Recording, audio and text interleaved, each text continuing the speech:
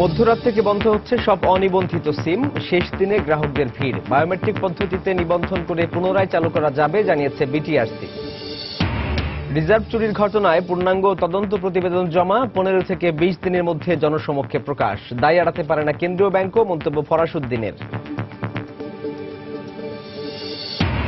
এবং পরিবেশ বিপর্যয় পুষিয়ে নিতে আসন্ন বাজেটে বরাদ্দ বাড়ানোর পরামর্শ গবেষকদের। সংশ্লিষ্টদের দাবি পরিকল্পিতভাবে প্রণয়ন।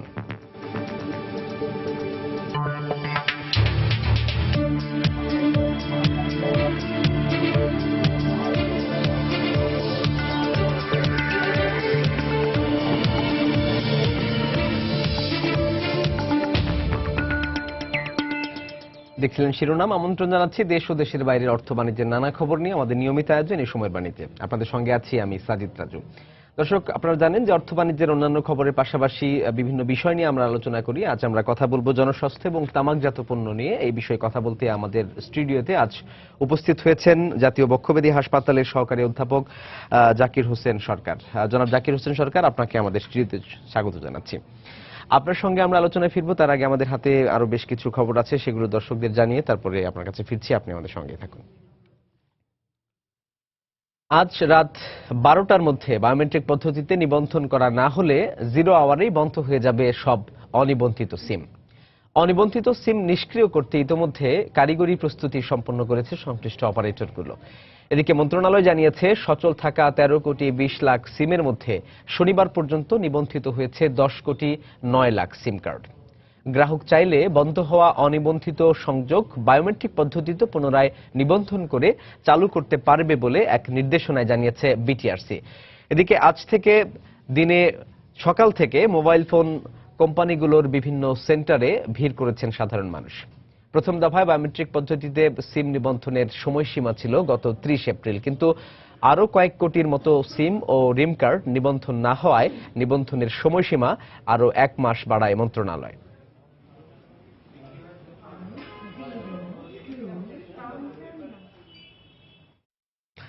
দর্শক, এই বায়োমেট্রিক পদ্ধতিতে সিম নিবন্ধন বা রেজিস্ট্রেশনের শেষ দিন আজ।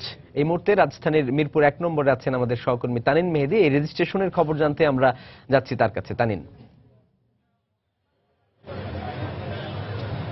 রাজু, আজকে যেহেতু বায়োমেট্রিক পদ্ধতিতে সিম রেজিস্ট্রেশনের শেষ দিন, তো শেষ দিন থাকার কারণে আমরা দেখেছি সকাল থেকে রাজধানীর বিভিন্ন এলাকাতে যে বায়োমেট্রিক সিম রেজিস্ট্রেশনের জন্য নির্দিষ্ট বুথ রয়েছে মোবাইল ফোন অপারেটরদের, সেই বুথগুলোতে দেখেছি যে যারা গ্রাহক রয়েছেন গ্রাহকদের আনাগোনা, এবং যদিও সব এলাকাতে কিন্তু তেমন একটা ভিন্ন, এবং আমরা এখন যেই এলাকাটাতে আছি মিরপুর 1 নম্বর, এইখানকার আপনি আমার পেছনের চিত্রটি দেখতে পাচ্ছেন যে প্রত্যেকটি মোবাইল ফোন অপারেটরদের এক একটি বুথ বসানো হয়েছে বায়োমেট্রিক সিম রেজিস্ট্রেশন করার জন্য। এবং এখানে যারা গ্রাহক রয়েছেন শেষ মুহূর্তে যারা এখনো সিম রেজিস্ট্রেশন করতে চাচ্ছেন তারা কিন্তু এখানে আসছেন, এবং দেখা যাচ্ছে যে বেশ ভালোই ভিড়। শেষ মুহূর্তে যাতে তারা তাদের সিমটি রেজিস্ট্রেশন করতে পারেন সেই জন্য কিন্তু তারা এখানে ভিড় জমিয়েছেন। এখানে বাংলাদেশের যত মোবাইল ফোন অপারেটর রয়েছে প্রত্যেকটি ফোন অপারেটরদের একটি দুটিরও বেশি বুথ রয়েছে যেখানে আসলে গ্রাহকরা তাদের সিমটি বায়োমেট্রিক পদ্ধতিতে রেজিস্ট্রেশন করতে পারেন। সেটি যদিও আমরা দেখেছিলাম যে বাইরের যে বুথগুলো রয়েছে এর পাশাপাশি মোবাইল ফোন অপারেটরদের যে কাস্টমার কেয়ার সেন্টারগুলো রয়েছে সেখানেও আমরা দেখেছি সকাল থেকে যারা গ্রাহক রয়েছেন বায়োমেট্রিক পদ্ধতিতে সিম রেজিস্ট্রেশন করতে চান তাদের ভিড়। তবে এই জায়গাটিতে আসলে দেখা যাচ্ছে যে মোটামুটি একই ছাতার নিচে, অর্থাৎ একই জায়গায় প্রত্যেকটি ফোন অপারেটরদের বুথ বসানো হয়েছে পুনরায় যে বায়োমেট্রিক পদ্ধতিতে সিম রেজিস্ট্রেশন করার জন্য, সেই রেজিস্ট্রেশন করার জন্য এখানে এসেছেন। তবে সকালে আমি একটি মোবাইল ফোন অপারেটরের কাস্টমার কেয়ার সেন্টারে গিয়েছিলাম, সেখানে দেখি যে বায়োমেট্রিক পদ্ধতিতে যে সিম রেজিস্ট্রেশন হচ্ছে তেমন একটি কারিগরি কোনো ত্রুটি হচ্ছে না। যদিও গত মাসে অর্থাৎ এপ্রিল মাসে যখন সরকার প্রথমে ঘোষণা দিয়েছিল যে এপ্রিল মাসের মধ্যে সিম রেজিস্ট্রেশন করতে হবে, তখন শেষ মুহূর্তে যে সার্ভারে বাড়তি চাপ পড়েছিল, বাড়তি চাপের কারণে কিন্তু মোবাইল ফোন অপারেটরদের যে বুথগুলো রয়েছিল কিংবা কাস্টমার কেয়ার সেন্টারগুলো ছিল সেখানে কিন্তু গ্রাহকরা সঠিক সময়ে সিম রেজিস্ট্রেশন করতে গিয়ে অনেকে ঝামেলায় পড়েছিলেন। তবে আজকে কিন্তু আমরা তেমনটি দেখিনি, যদিও কাস্টমার কেয়ার সেন্টারে সেরকম সমস্যা হয়নি। তবে আমরা একটু কথা বলার চেষ্টা করব যে বাইরে যে বুথ বসানো হয়েছে সেই বুথে আসলে কোনো ধরনের সমস্যা হচ্ছে কিনা একটু জানার চেষ্টা করছি। সিম রেজিস্ট্রেশন করা কি হয়ে গেছে? না, হয়নি, আমি এখন করবো। আচ্ছা, এখানে কি বেশি কোনো মানে ঝামেলা হচ্ছে কিনা রেজিস্ট্রেশন করতে, কোনো সার্ভারে কোনো জটিলতা আছে কি? না, সার্ভারে তেমন একটা জটিলতা নাই, এখন হইতেছে, সিম করতেছে ওনারা। আজকে তো আচ্ছা, আপনাকে ধন্যবাদ। রাজু, কথা বলছিলাম এখানে সিম রেজিস্ট্রেশন করতে আসা একজন গ্রাহকের জন্য। তো তিনি যেমনটি বলছেন যে সার্ভারের ত্রুটি সংক্রান্ত কোনো ঝামেলা এখন পর্যন্ত তারা দেখেনি এবং সে কারণে কোনো ভোগান্তি পোহাতে হচ্ছে না এখন পর্যন্ত। তো রাজু, এই ছিল আমার কাছে থাকা এখনকার মতো সবশেষ খবর। রাজু, মিরপুর 1 নম্বর থেকে বায়োমেট্রিক পদ্ধতিতে সিম নিবন্ধনের এই শেষ দিনের খবর জানাচ্ছিলেন সহকর্মী তানিন মেহেদী। এদিকে বায়োমেট্রিক পদ্ধতিতে সিম নিবন্ধন বৈধ ঘোষণা করে দেয়া হাইকোর্টের রায়ের বিরুদ্ধে সুপ্রিম কোর্টের আপিল নিষ্পত্তি না হওয়া পর্যন্ত অনিবন্ধিত সিম বন্ধ না করার নির্দেশনা চেয়ে সুপ্রিম কোর্টে আবেদন করা হয়েছে। গতকাল সুপ্রিম কোর্টের চেম্বার জজ আদালতে আপিলটি দায়ের করেন সুপ্রিম কোর্টের এক আইনজীবী। এ বিষয়ে আজ দুপুরে শুনানি হওয়ার কথা রয়েছে। এর আগে গত 12 এপ্রিল বায়োমেট্রিক পদ্ধতিতে সিম নিবন্ধন বৈধ বলে রায় দেন হাইকোর্টের একটি দ্বৈত বেঞ্চ। তবে রায় এখনো পূর্ণাঙ্গ আকারে প্রকাশ করা হয়নি।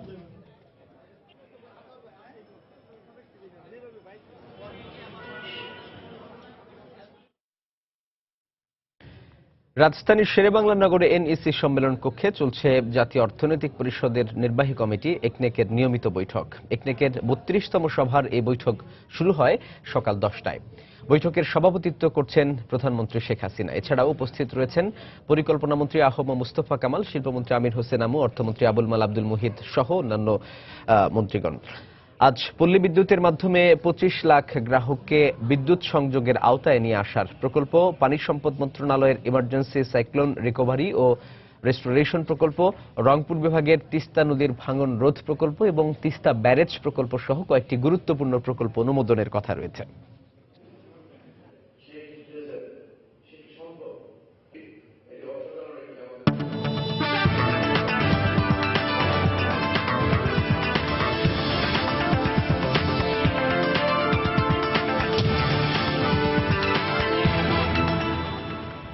বিশ্বে জলবায়ু পরিবর্তনের কারণে আর্থসামাজিকভাবে মারাত্মক হুমকিতে রয়েছে বাংলাদেশ সহ নিম্ন মধ্যম আয়ের দেশগুলো। এজন্য পরিবেশ বিপর্যয়ে আর্থিক ক্ষতি পুষিয়ে নিতে বিদেশি সাহায্যের আশায় বসে না থেকে আসন্ন বাজেটে বরাদ্দ বাড়ানোর পরামর্শ গবেষকদের। বিস্তারিত কাজল আব্দুল্লাহ রিপোর্টে। জলবায়ু পরিবর্তনের ফলে প্রতিনিয়ত প্রাকৃতিক দুর্যোগের শিকার হচ্ছে বিশ্বের নানা প্রান্তের মানুষ। এতে পরিবেশ, সামাজিক ও আর্থিক ক্ষতির পাশাপাশি ঘটছে প্রাণহানির মতো ঘটনাও। বিশ্বে উন্নত দেশগুলোর অধিক শিল্পায়নের ফলে সৃষ্ট জলবায়ু পরিবর্তনে নিত্য নতুন এসব দুর্যোগে হিমশিম খেতে হচ্ছে বাংলাদেশ সহ ভৌগোলিকভাবে নিচু স্তরের দেশগুলোকে। আর ক্ষতিগ্রস্ত দেশগুলোকে গ্রিন ক্লাইমেট ফান্ড থেকে আর্থিকভাবে সহযোগিতা করলেও তা পর্যাপ্ত না হয় প্রতি বছর নিজস্ব সক্ষমতা বাড়ানোর পরামর্শ গবেষকদের। ইউরোপ রিফিউজি ক্রাইসিস, স্পেন আয়ারল্যান্ডকে টেনে তুলতে হচ্ছে। আমেরিকান ইকোনমি এখনো ভালো পর্যায়ে আসে নাই। আগের মতো বিদেশি সাহায্যের আশা ছাড়তে হবে। আমরা যেমনটি পদ্মা ব্রিজ করেছি, একইভাবে আমাদের নিজেদের টাকায় আমাদের পরিবেশ রক্ষা করতে হবে। এদিকে 2050 সাল নাগাদ শহরমুখী মানুষের সংখ্যা হবে প্রায় 66%। এতে পরিকল্পিতভাবে নগরায়ন এবং বর্জ্য ব্যবস্থাপনা না করা হলে বিপর্যস্ত হয়ে পড়বে রাজধানী সহ দেশের বড় শহরগুলো। এতে পরিবেশের বিপর্যয়ের পাশাপাশি বাড়বে স্বাস্থ্যগত সমস্যাও। এসব সমস্যা সমাধানে আসন্ন বাজেটে বিভিন্ন মেয়াদী পরিকল্পিতভাবে অর্থ বরাদ্দের দাবি পরিবেশবিদদের। পরিকল্পনা দুর্বল তো একটা জায়গা, সেটা হচ্ছে আমরা খুবই স্বল্প মেয়াদী পরিকল্পনা নেই যে আমি শীতলক্ষাকে আগামী 5 বছর 7 বছরের মধ্যে দূষণমুক্ত করব। তাহলে আমি এটা স্টাডি করে দেখলাম যে আমার কি কি করতে হবে। তাহলে আমার পরিকল্পনার মধ্যে আসলো যে আমার এই করতে হবে, এই কম্পোনেন্ট আছে, এই পরিমাণ টাকা লাগবে। তবে পরিবেশ বিপর্যয় রোধে সচেতনতা বাড়ানো ও আইন প্রয়োগের পাশাপাশি গবেষণার জন্য বাজেটে বরাদ্দ দেওয়ার পরামর্শ সংশ্লিষ্টদের। কাজল আব্দুল্লাহ, সময় সংবাদ, ঢাকা। এসএমই খাতে ঋণের আকার বৃদ্ধি পেলেও স্থানীয় পর্যায়ে ঋণ প্রাপ্তির ক্ষেত্রে সমস্যা কাটছে না উদ্যোক্তাদের। তাই আসন্ন বাজেটে ঋণ সুবিধায় সংশ্লিষ্ট প্রতিষ্ঠানগুলোকে সমন্বয়, ভ্যাট হার কমানো এবং অবকাঠামোগত উন্নয়নের পরামর্শ অর্থনীতিবিদদের। অন্যদিকে অর্থনীতির ধারা গতিশীল রাখতে উৎপাদিত পণ্যে নির্ধারিত হারে ভ্যাট আরোপের দাবি সংশ্লিষ্টদের। কাজল আব্দুল্লাহর আরও একটি রিপোর্ট। দেশের মোট কর্মসংস্থানের 85%-ই যোগান দিচ্ছে ক্ষুদ্র ও মাঝারি শিল্প বা এসএমই খাত। রপ্তানি প্রবৃদ্ধি, পণ্যের বৈচিত্র্যকরণ, কর্মসংস্থান সৃষ্টি, দারিদ্র্য বিমোচন সহ আর্থসামাজিক অগ্রগতিতে গুরুত্বপূর্ণ অবদান রাখছে এ খাত। তবে জাতীয় পর্যায়ে এসএমই খাতের উদ্যোক্তাদের মাঝে ঋণ প্রদানের পরিমাণ বৃদ্ধি পেলেও তা স্থানীয় পর্যায়ে অনেকটাই বাধাগ্রস্ত। এক্ষেত্রে আর্থিক প্রতিষ্ঠান ও প্রশাসনকে সমন্বয়ের পরামর্শ দিয়েছেন অর্থনীতিবিদরা। গ্রাম পর্যায়ে পর্যন্ত যে উদ্যোক্তারা রয়েছেন তাদের পর্যায়ে ঋণ প্রাপ্তির ক্ষেত্রে যে জটিলতাগুলো রয়েছে সেই জটিলতাগুলো দূর করা দরকার। সেক্ষেত্রে প্রাতিষ্ঠানিক অপ্রাতিষ্ঠানিক উদ্যোগগুলোর ক্ষেত্রে সমন্বয় হতে পারে, ব্যাংকগুলোর সাথে এনজিও উদ্যোগ মিলে যাতে এই ধরনের ঋণের বরাদ্দের ক্ষেত্রে যদি তাদের অংশগ্রহণ করানো যায় তাহলে তাদের ঋণ প্রাপ্তির সুযোগ বাড়বে। আসন্ন বাজেটে নতুন ভ্যাট আইন বাস্তবায়ন করা হলে সবচেয়ে ক্ষতিগ্রস্ত হবে এসএমই উদ্যোক্তারা। এর ফলে জনজীবনে দেখা দিবে নেতিবাচক প্রভাব। ভ্যাট বাড়ানোর ফলে আমাদের এসএমই খাত ক্ষতিগ্রস্ত হবে। ভ্যাটের ডিস্ট্রিবিউশনটাতে কিন্তু একটা বড় লোকের কাছেও যা পড়বে, গরিব লোকের কাছেও যা পড়বে। একটা গরিব লোক কাপড় কিনতে যেই ভ্যাট দেবে, একটা বড় লোকও সেই পরিমাণ ভ্যাট দেবে। তো সুতরাং এটা খুব আনইকুয়াল এবং ইনজাস্টিস। এদিকে গ্রাম পর্যায়ে উৎপাদনে আধুনিক পদ্ধতি সহ বাজার ব্যবস্থাপনার দাবি সংশ্লিষ্টদের। এছাড়া বিক্রয় মূল্যের ভিত্তিতে উৎপাদিত পণ্যে নির্ধারিত হারে ভ্যাট আরোপের দাবি তাদের। প্রতি বছর শিক্ষিত যুবা গোষ্ঠী প্রায় 20% কিন্তু শ্রমবাজারে আসতেছে। এদের একটা ব্যাপক অংশ কিন্তু এরা সেলফ এমপ্লয়মেন্টের আওতায় নিয়ে আসা সম্ভব। মূল্য সংযোজন বলেন আর প্রফিট বলেন 3% থেকে 4% আমাদের উপরে ধার্য করা হোক। অর্থনীতিবিদরা বলছেন, বৃহৎ শিল্পের পাশাপাশি ক্ষুদ্র উদ্যোক্তাদের জন্যও গড়ে তুলতে হবে বিশেষায়িত অঞ্চল। কাজল আব্দুল্লাহ, সময় সংবাদ, ঢাকা। বাংলাদেশের নিত্য প্রয়োজনীয় দ্রব্যের তুলনায় সিগারেট ও তামাকজাত পণ্যের দাম অনেক কম। এছাড়া তামাকজাত পণ্যের উপর যে হারে কর আরোপ করা হচ্ছে তার 2/3 তামাকের কারণেই দুরারোগ্য ব্যাধিতে আক্রান্ত রোগীদের স্বাস্থ্যসেবায় চলে যাচ্ছে। এছাড়া জীবনের যে ক্ষতি হয় তার হিসাব করলে এই ক্ষতির মূল্য আরো বেশি। বিশেষজ্ঞরা বলছেন, উন্নত বিশ্বের মতো উচ্চ হারে কর আরোপ এবং তামাক চাষ বন্ধে দ্রুত নীতিমালা প্রণয়ন না করা গেলে এই ক্ষতি যুগের পর যুগ বহন করতে হবে দেশকে। সেলিয়া সুলতানার report. Campaign for tobacco free kids এর সমীক্ষা অনুযায়ী দেশের 4,60,00,000 প্রাপ্তবয়স্ক মানুষ সিগারেট, বিড়ি ও ধোঁয়াবিহীন তামাক সেবন করেন। এছাড়া কিশোর কিশোরীদের মধ্যে 7% তামাক ব্যবহারকারী। বাংলাদেশ ভোক্তা মূল্য সূচকে সিজার সিগারেট রয়েছে। সেখানে নিত্য প্রয়োজনীয় দ্রব্য, চাল, ডিম, দুধের তুলনায় দেখা যায় তামাক জাতীয় পণ্য সস্তা। অন্যদিকে আন্তর্জাতিক ডলারের প্রতি প্যাকেট সিগারেটের মূল্য তালিকায় সবচেয়ে সহজলভ্য দেশের মধ্যে নেপাল ও মিয়ানমারের পরেই রয়েছে বাংলাদেশ। এছাড়া বিড়ির ট্যারিফ ভ্যালু 2008-09 থেকে 2013-14 অর্থ বছরের সরকার ঘোষিত এসআরও অনুযায়ী 2013-14 সাল ছাড়া প্রতি বছরই নির্দিষ্ট পরিমাণ বিড়ি পেতে সেবনকারীকে আগের বছরের তুলনায় কম শতাংশ পরিমাণ আয় খরচ করতে হয়েছে। তাই তামাকজাত পণ্য ব্যবহারকারীর সংখ্যা কমিয়ে আনতে এর উপর 70% হারে বাজেটে কর আরোপ করার পরামর্শ তামাক বিরোধী সংগঠনগুলোর। 75% তামাক পণ্যের মোড়কে এই সচিত্র স্বাস্থ্য সতর্কবাণীটা এখনো বাস্তবায়ন হয়নি।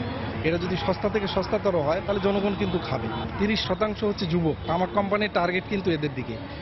এদেরকে যদি একবার তামাক ধরাতে পারে 50-60 বছর কিন্তু তারা তামাকের ব্যবসা করতে পারে। অন্যদিকে তামাকজাত পণ্য ব্যবহার বেড়ে যাওয়ার কারণে দেশে বাড়ছে হৃদযন্ত্র, কিডনি ও ব্লাড প্রেশার জনিত রোগীর সংখ্যা। বিশ্বে প্রতি বছর 6 মিলিয়ন তামাকের কারণে মৃত্যুবরণ করে এবং দুর্ভাগ্যজনক হচ্ছে এর ভিতরে 6 লাখ মৃত্যুবরণ করে তারা কিন্তু স্মোকার না।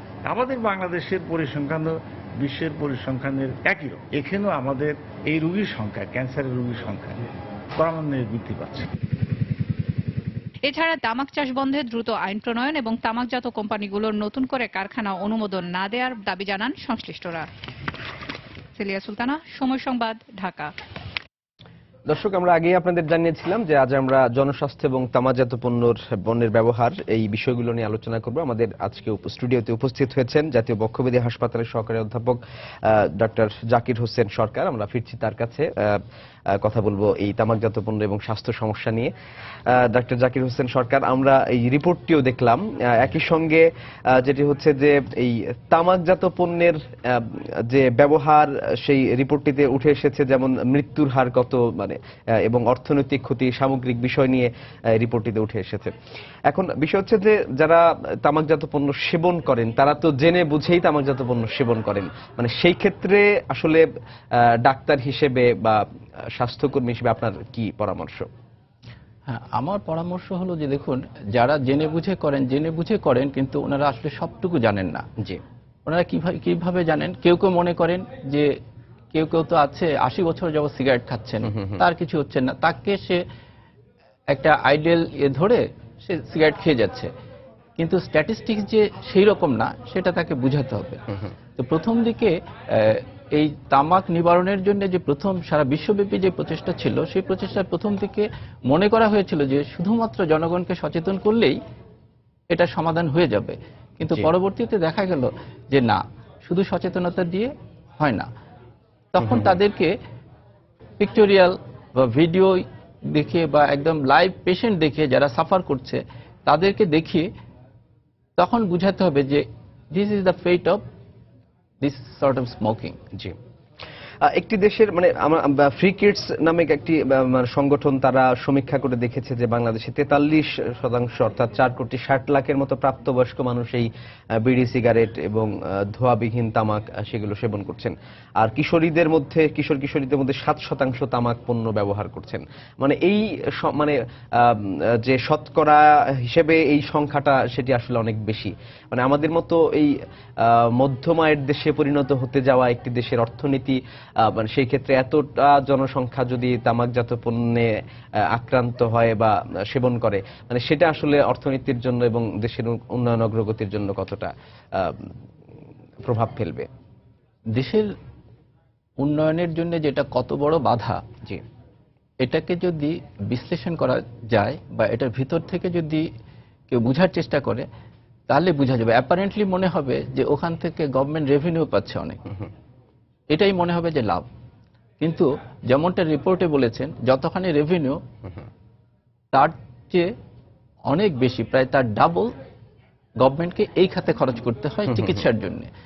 পৃথিবীতে আপনার যে প্রথম সারির যে 10টা রোগের কারণে মানুষের মৃত্যুবরণ হয় তার মধ্যে 8টাই তামাকজনিত রোগ। সুতরাং বুঝতেই পারছেন একটা সরকারকে তাকে এই মেডিকেল সাপোর্ট দিতে গিয়ে এই রেভিনিউর প্রায় ডাবল তাকে খরচ করতে হচ্ছে। অ্যাপারেন্টলি দেখা যাচ্ছে যে আমাদের অনেক লাভ হচ্ছে, কিন্তু আলটিমেটলি আমাদেরকে প্রায় সমপরিমাণ এক্সট্রা ব্যয় করতে হচ্ছে। তো এটার ইম্প্যাক্ট ডেফিনেটলি এটা দেশের অর্থনীতির উপর এটা মারাত্মক ইম্প্যাক্ট।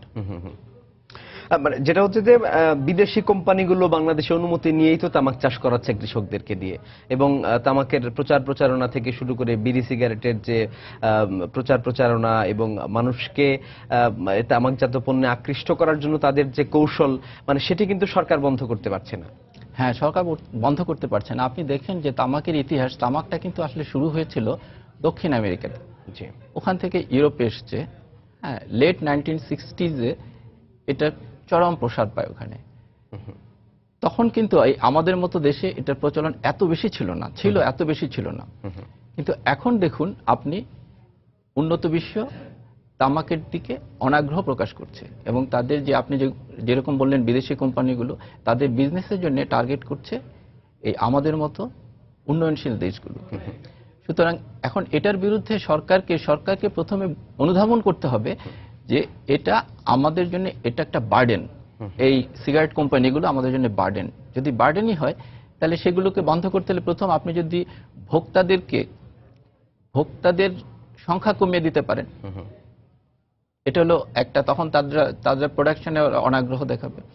তারপর যে তামাকের সোর্স সেটা কিন্তু আমাদের দেশেই তারা চাষ করে নিচ্ছে, সেই সোর্সটাকে আপনি বন্ধ করেন, এবং ডেফিনেটলি যারা তামাক চাষ করছেন তাদের জন্য অল্টারনেটিভ কাজের একটা ব্যবস্থা করতে হবে। আর থার্ডলি সেটা আপনি ট্যাক্স বাড়িয়ে দেন, আপনি তাদের অ্যাডভার্টাইজমেন্টগুলো বন্ধ করে দেন। হ্যাঁ, তারপরে তাহলেই দেখা যাবে যে এখান থেকে গভর্নমেন্ট যে ফলটা পাবে সেটা at the end of the year তখন বোঝা যাবে যে ফলটা কতখানি হলো। অ্যাপারেন্টলি মনে হবে যে এই রেভিনিউটা লস হচ্ছে। তামাকজাত পণ্য সেবন থেকে বিরত রাখার জন্য আমরা অনেক সময় বিভিন্ন ক্যাম্পেইন প্রচারণা সেগুলো চালাই, তখন দেখা যায় যে সেই সব ক্যাম্পেইনে কিভাবে সেই তামাকজাত পণ্য বা মাদক দ্রব্যগুলো সেবন করতে হয় সেই প্রক্রিয়াগুলো অনেক সময় দেখানো হয়। এই সাধারণ মানুষ যারা আছেন তাদেরকে বিরত রাখার জন্য আমরা অনেক সময় প্রচারণা, র্যালি, বিভিন্ন রকম ক্যাম্পেইন এগুলো চালাই। তো সেই ক্ষেত্রে আসলে এই ক্যাম্পেইনগুলো তাদেরকে বিরত রাখার ক্ষেত্রে কতটা ফলপ্রসূ ভূমিকা রাখে? হ্যাঁ, যে ক্যাম্পেইনগুলো করা হচ্ছে, আপনি প্রথমে যেমনটি বলেছিলেন যে ওয়েতে করা হচ্ছে, জি, অনেক ক্ষেত্রেই সেটা সায়েন্টিফিক না। আপনি যেমন বললেন যে কিভাবে তামাক সেবন করতে হয় সেটা দেখানো হচ্ছে। তো তামাক সেবন করা যদি দেখানো হয়, দেখুন এটা মানুষের সহজাত প্রবৃত্তি হলো নিষিদ্ধ জিনিসের প্রতি একটা আকর্ষণ থাকবেই থাকে মানুষের। তাকে যখন দেখানো হচ্ছে যে এভাবে সে সিগারেট খাচ্ছে, এভাবে বিড়ি খাচ্ছে, এভাবে হুক্কা টানছে, তখন যে ছেলেটা বড় হচ্ছে তার মধ্যে কিন্তু একটা জিনিস কাজ করে, সে যে বড় হলো, সেটা দেখানোর জন্য যে সে এখন ইন্ডিপেন্ডেন্ট, সে বাবা মার পারমিশন ছাড়া সে এটা নিতে পারে, তখন তাদের প্রতি ইনডিরেক্টলি একটা আগ্রহই দেখানো হয়। তো সায়েন্টিফিক ওয়েতে যেটা হওয়া উচিত ছিল যে দেখানো উচিত ছিল যে সিগারেটের মধ্যে, তামাকের মধ্যে ক্ষতিকর জিনিসগুলো এই লোকটা 30 বছর যাবত তামাক খাওয়ার জন্য আজকে সে এই রোগে, সে ব্রঙ্কাইটিসে ভুগছে, তার লাং ক্যান্সার, যার কোনো চিকিৎসা আসলে কিউরেটিভ কোনো চিকিৎসা নেই, হ্যাঁ, তার পা পচে যাচ্ছে, এই জিনিসগুলো দেখালে তাহলে এটা ছিল পজিটিভ ইম্প্যাক্ট, এটা নিবারণের জন্য। আর খাওয়ার স্টাইলটা যদি শেখানো হয়, রাদার ইনডিরেক্টলি একটা গ্রুপ স্টিমুলেটেড হয়। সুতরাং এটা মোটেও ঠিক না। আর যেগুলো করা হচ্ছে ঠিক, যে এগুলোর জন্য প্রথমে শিক্ষা দরকার, এডুকেশন দেওয়া দরকার, সেটা দেওয়া হচ্ছে, মানুষকে সচেতন করা দরকার, সেটা করা হচ্ছে। কিছু রুলস এন্ড রেগুলেশনস সেগুলো হচ্ছে, তবে দুঃখজনক যে রুলস এন্ড রেগুলেশনস গুলো হচ্ছে সেগুলোর আসলে ইমপ্লিমেন্টেশনটা ততখানি হচ্ছে না। আর পাশাপাশি আমাদের দিক থেকে যেটা করার দরকার, যে চাচ্ছে স্মোকিং কুইট করতে, তাদেরকে আমরা সাপোর্ট করি। যেমন আমি একটা ছোট্ট কথা বলি, যে আমার কোনো রোগী এসে, আমি যখন বলি আপনি সিগারেট খাবেন না, সে তো মানতে চায় না। আবার আসলো, আপনি কি সিগারেট খান? বলে না, খাই না। কেন খান না? হেসে দেয়, কেন খান না? তখন তার অলরেডি একটা ডিজিজ হয়ে গেছে, সেই ডিজিজের কারণে তাকে আর তখন বলতে হয়নি। তার যখন লাং ক্যান্সার হয়ে গেছে, দেখেন লাং ক্যান্সার হয়ে গেছে, সেই রোগী আর সিগারেট খায় না। তো আগে বলতো যে আমি পারি না, তো সেদিন যেই লোকটি পারেনি, আজকে কি অজ্ঞাত কারণে উনি পারছেন। ওরা যখন ডিজিজটা হয়ে গেল, একটা ইরিভার্সাল স্টেজে এসে উনি ছেড়ে দিচ্ছেন। ধূমপায়ীদের মধ্যে একটা কথা খুব প্রচলন আছে যে ধূমপান কি নেশা কিনা, নেশার পর্যায়ে কি পড়ে কিনা? ধূমপান নেশা কিনা, মানে ডাক্তার হিসেবে কি বলবেন? ডাক্তার হিসেবে আমি বলবো ধূমপান নেশা, এবং এটা হলো গেটওয়ে টু আদার অ্যাডিকশনস। আচ্ছা, আপনি দেখবেন যে মদ খাচ্ছে, সে আগে সিগারেট খাচ্ছে, তারপরে মদ খাচ্ছে, তারপর সে হিরোইন নিচ্ছে, ইয়াবা নিচ্ছে, এর প্রথমেই দেখবেন যে আগে স্মোক করছে, এবং এটা নেশা, এবং এটা গেটওয়ে টু আদার অ্যাডিকশনস। জি, যারা ধূমপায়ী এবং যেটাকে বলা হয় চেইন স্মোকার, মানে তাদের এই ধূমপান থেকে ফিরে আসার পথ আছে কিনা? হ্যাঁ, পথ যেটা মানে যদি মানে সে থেকে থাকে কিভাবে সম্ভব? হ্যাঁ, পথ আছে কিনা, পথ থাকার জন্য আসলে দুটা জিনিস প্রয়োজন। প্রথম হলো যে whether he or she is motivated or not, তাকে প্রথম মোটিভেটেড হতে হবে যে আমি ছাড়তে চাচ্ছি, then we people can help them. তখন আমরা তাকে হেল্প করব। আমরা তাকে কিভাবে হেল্প করব? তাকে আমরা কাউন্সিলিং করব, হ্যাঁ, তার কিছু অ্যাডভাইস করব, তার লাইফস্টাইল কি কি করতে হবে, যখন ক্রেভ হবে যে খাওয়ার জন্য, হ্যাঁ, তখন সে কি করবে, যে জায়গায় গিয়ে নর্মালি সে সিগারেট খেত ওই জায়গাটা অ্যাভয়েড করবে, যত সময় ধরে সে বাদ দিয়ে থাকতে পারে, যত মিনিট যাবে তার এই সিগারেট খাওয়ার যে চাহিদাটা এটা কমতে থাকবে। দেন কিছু মেডিকেশনস আছে, আমরা নিকোটিন রিপ্লেসমেন্ট থেরাপি বলি। নিকোটিন রিপ্লেসমেন্ট থেরাপি যেমন আপনার লজেন্স আছে, গামস আছে, তারপরে প্যাচ আছে, হ্যাঁ, তো সেগুলো নিলে পারে। তাতেও যদি তার না হয়, তাহলে তাকে আমরা কিছু ওষুধ আছে, হ্যাঁ, তো সেই ওষুধগুলো দিতে পারি। তো তার আগে যেটা দরকার আসলে কাউন্সিলিংটা সে ইন্ডিভিজুয়ালি হতে পারে, ওভার টেলিফোন হতে পারে, গ্রুপ ডিসকাশন হতে পারে, হ্যাঁ, এগুলো করে। এবং ডেফিনেটলি যে প্রত্যেকের পক্ষেই সিগারেট ছেড়ে দেওয়া সম্ভব। বলা হয় যে ধূমপান মানে হার্ট অ্যাটাক এবং ক্যান্সার রোগের কারণ।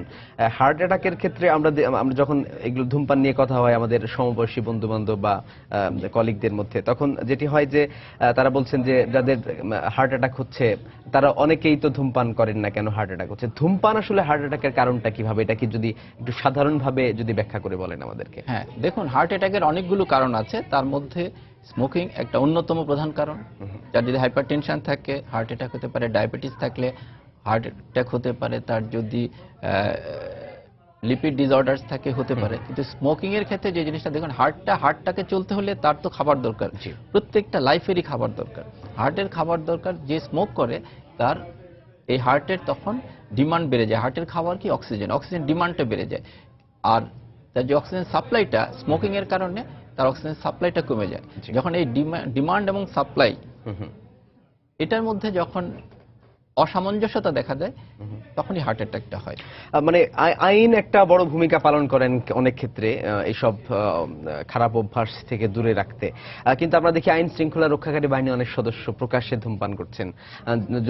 যে আইনের কথা বলা হচ্ছে, জরিমানার কথা বলা হচ্ছে, যারা জরিমানা আদায় করবেন তারা অনেক সময় ধূমপান করছেন, ডাক্তাররা ধূমপান করছেন। মানে এই বিষয়গুলো আসলে কিভাবে হ্যান্ডেল করা দরকার, বা সরকার আসলে এক্ষেত্রে কি করতে পারে, করণীয় কি? দেখুন, এটা হলো আমাদের জন্য খুবই দুঃখজনক। যে আপনি দেখেন, আপনি যারা এগুলো নিয়ন্ত্রণের দায়িত্বে আছেন, তার মানে কি, প্রথম কথা হলো হি or she is not properly educated, তার এডুকেশনটা প্রপার হয়নি রিগার্ডিং স্মোকিং সিজেশন বা তার বিহেভিয়ার কিরকম হবে।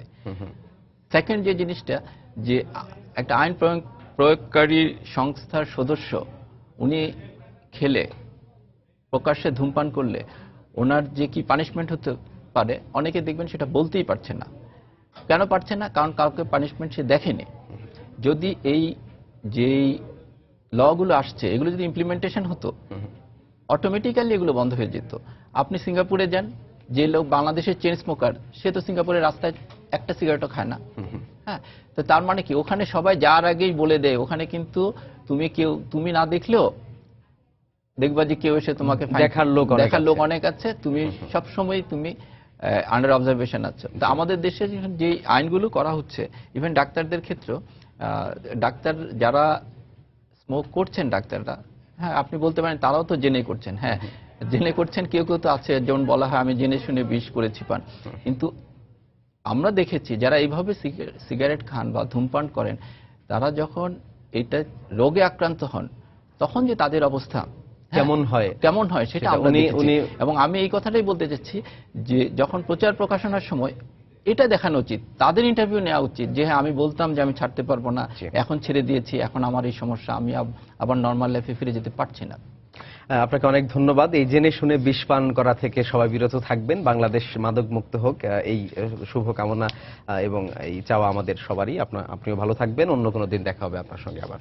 আপনাকে ধন্যবাদ, সময় টেলিভিশনকে ধন্যবাদ। দর্শক, কথা বলছিলাম মাদক এবং এই জনস্বাস্থ্য এবং তামাকজাত পণ্য নিয়ে কথা বলছিলাম তামাকজাত বক্ষব্যাধি হাসপাতালের সহকারী অধ্যাপক জাকির হোসেন সরকারের সঙ্গে। কথা বলছিলাম এই সংক্রান্ত আরো কি কি পদক্ষেপ নেওয়া যায় এবং কিভাবে তামাক মুক্ত করা যায় দেশকে, সেই সব বিষয় নিয়ে কথা বলছিলাম। চলে যাচ্ছে অন্য খবরে। বাংলাদেশ ব্যাংকের রিজার্ভ থেকে অর্থ চুরির ঘটনায় গঠিত তদন্ত কমিটি চূড়ান্ত প্রতিবেদন জমা দিয়েছে সোমবার।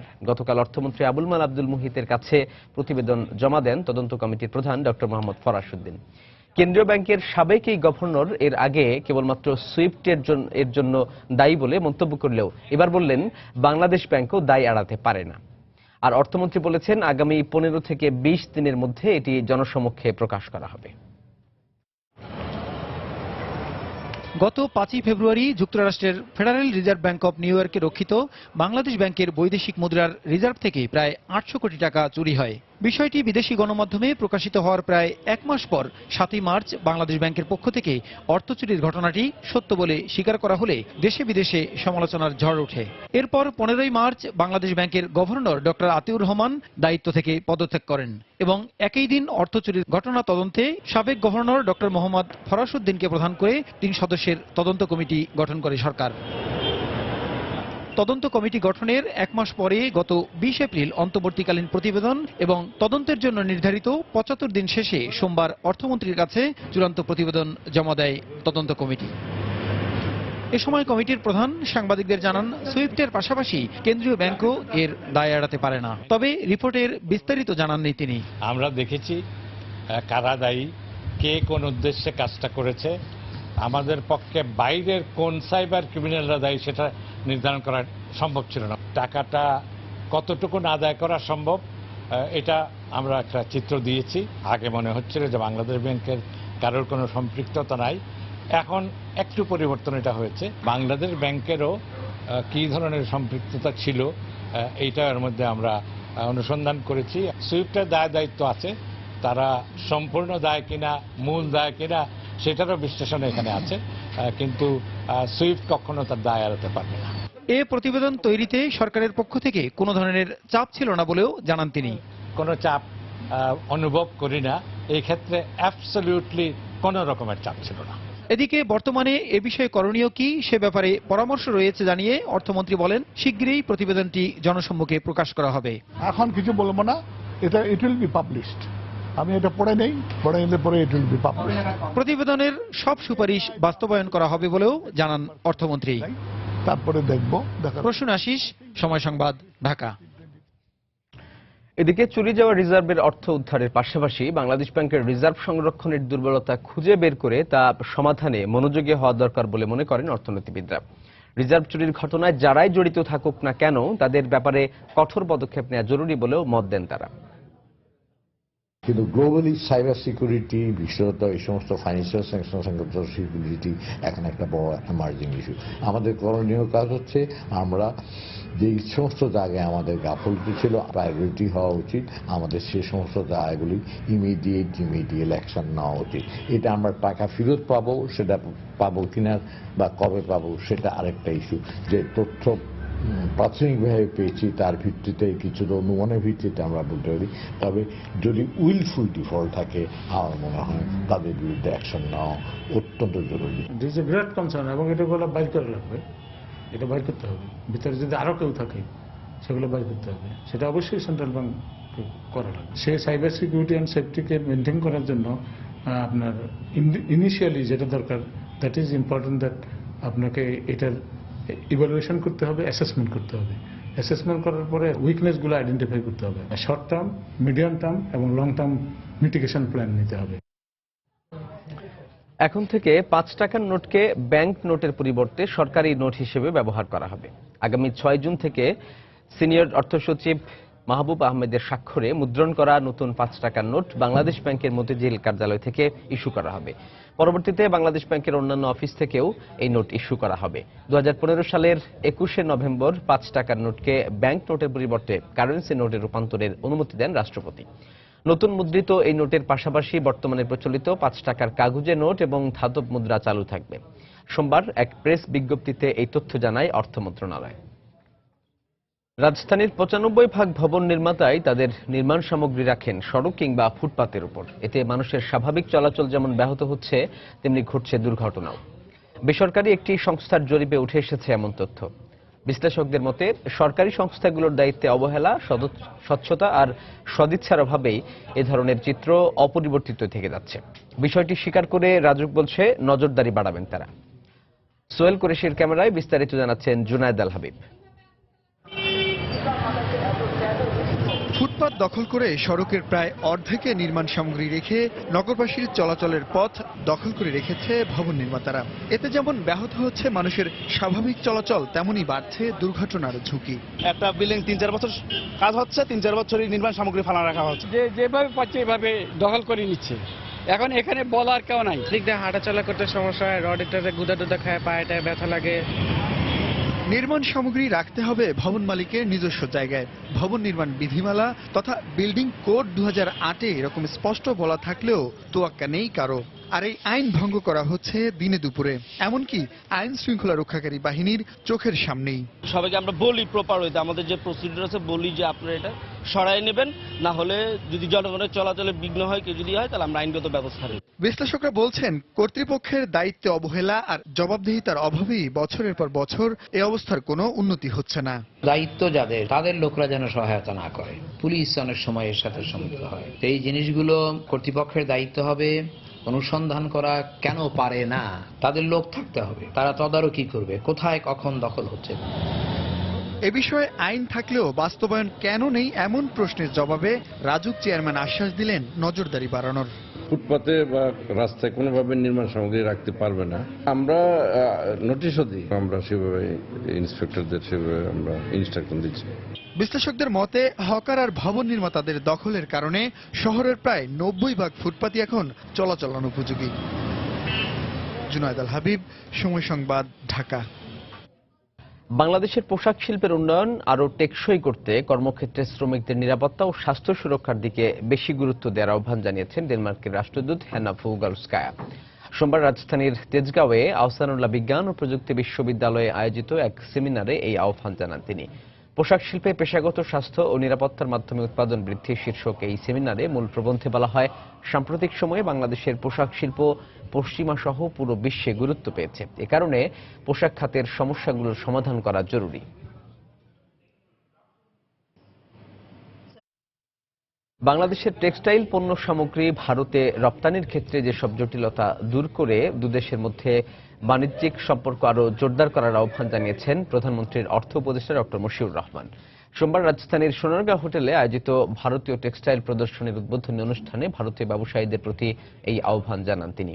এ সময় উপস্থিত ছিলেন ভারতের SRTEPC vice chairman Srinarayan Agarwal, বাংলাদেশে নিযুক্ত ভারতীয় উপ হাই কমিশনার ডক্টর আদর্শ সোয়াইকা সহ অন্যরা।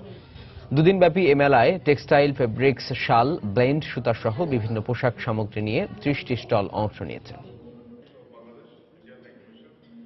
The relationship between growth in Bangladesh বাংলাদেশের টেক্সটাইল শিল্পের উন্নয়নে ইন্ডিয়ার মেশিনারি সমূহের অবদান অনেক। এছাড়া দুদেশের অর্থনৈতিক প্রবৃদ্ধিও প্রায় সমান্তরালভাবে এগিয়ে যাচ্ছে। তবে আগামীতে সম্পর্ক আরও বৃদ্ধি করতে ভারতে বাংলাদেশের পোশাক রপ্তানির সমস্যাগুলো দূর করতে হবে। About 1.15 যমুনা ব্যাংকের 15তম বার্ষিক সাধারণ সভায় শেয়ার হোল্ডারদের জন্য 19.5% ক্যাশ ডিভিডেন্ড ঘোষণা করা হয়েছে। রাজধানীর ইস্কাটন গার্ডেনে পুলিশ কনভেনশন সেন্টারে এই উপলক্ষে সভার আয়োজন করা হয়। সভার সভাপতিত্ব করেন যমুনা ব্যাংকের চেয়ারম্যান গাজী গোলাম মুর্তজা। সভায় যমুনা ব্যাংক ফাউন্ডেশনের চেয়ারম্যান আলহাজ নূর মোহাম্মদ সহ ঊর্ধ্বতন কর্মকর্তারা উপস্থিত ছিলেন।